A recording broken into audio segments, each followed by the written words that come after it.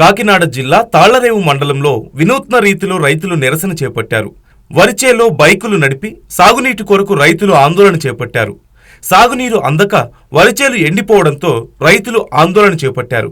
వరి పంట పొట్ట దశలో ఉన్నందున ప్రస్తుతం నీరు అత్యంత అవసరం. ఈ దశలో నీరు అందకపోతే వరి ధాన్యం పాలుపోసుకోకుండా పొల్లుపోతుందంటూ రైతులు ఆవేదన వ్యక్తం చేస్తున్నారు.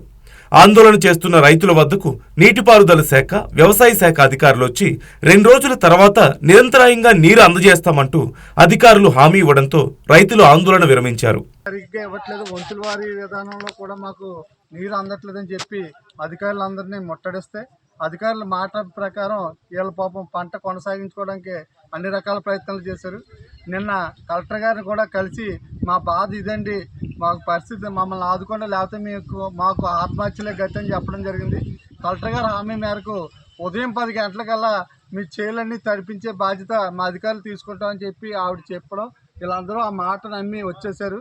కానీ ఇప్పుడు సమయం 12 అయినా కూడా ఇరిగేషన్ అధికారి కానీ వ్యవసాయ అధికారులు కానీ ఎవ్వరూ వచ్చి రైతుల పరిస్థితి ఏంటన్నది కూడా అడిగిన చందం లేదు. కావున ముఖ్యంగా కలెక్టర్ గారికి మరియు ఇరిగేషన్ అధికారులకు ఒకటే చెప్తున్నాం, తక్షణమే స్పందించి వాళ్ళు వచ్చి నీరు తడి ఏమన్నా పెట్టగలిగితే పెట్టడం, లేని పక్షంలో మేము రైతులందరూ కూడా మొత్తం అన్ని ప్రభుత్వ కార్యాలయాలను ముట్టడిస్తామని చెప్తున్నాం. అలాగే మాకు ఇక్కడ పక్కనే ఉన్న ఓఎన్జీసీ సంస్థ ఉంది, దాని ద్వారా అన్నా కూడా పైప్ లైన్ ఉంది వాళ్ళకి, ఆ నీటిని వీళ్ళు మళ్ళిస్తే పంటను ఏదో కాపాడుకుందామని తాపత్రయం తప్ప ఇప్పుడు ఉన్న వాళ్ళు నీరు ఇచ్చినా కూడా పంట కాపాడదు. కాబట్టి అర్జెంటుగా రైతులందరికీ ఇన్సూరెన్స్ సౌకర్యం కల్పించి రైతులను ఆదుకోవాలని చెప్పి డిమాండ్.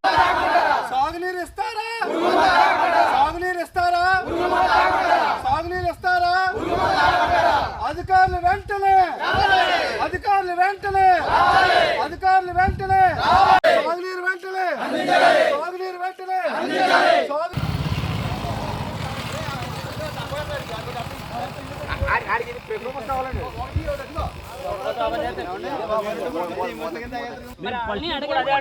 అడిగాం కదండి, మీ వాళ్ళు పర్మిషన్ ఇస్తున్నారండి, మీలో పరిస్థితే పర్మిషన్ ఇస్తున్నారు, మీలో ఉన్న లస్కర్లే పర్మిషన్ ఇస్తున్నారు వాళ్ళకి. అది ఫోటో తీసింది చూపించాం కదా, ఫోటోతో పాటు డీజిల్ కొనుక్కొచ్చి పంపించినప్పుడు అది వస్తే తప్పండి. ఇప్పుడు తక్షణమే 3 రోజులు పంపితే 2 ఎకరాలు తడిపి పేపర్లో మాత్రం పెద్ద అక్షరాలతో రైతు సంస్థ తీర్చేసాం, 50 ఎకరాలు తడిపేసాం ఇచ్చారండి. ఇదిగోండి ఇప్పుడు ప్రజెంట్ సిచ్యువేషన్ ఇదండి. మనకి కంటిన్యూగా 10 రోజుల పాటు వాటర్ రాగలిగితే దీన్ని ఏమైనా సర్వే చేయగలం. అలాగే ఇప్పుడు ఏమైనా హీల్డింగ్ వచ్చేసి పంట పండేస్తుంది అంటే గ్యారంటీ అయితే ఏం లేదండి.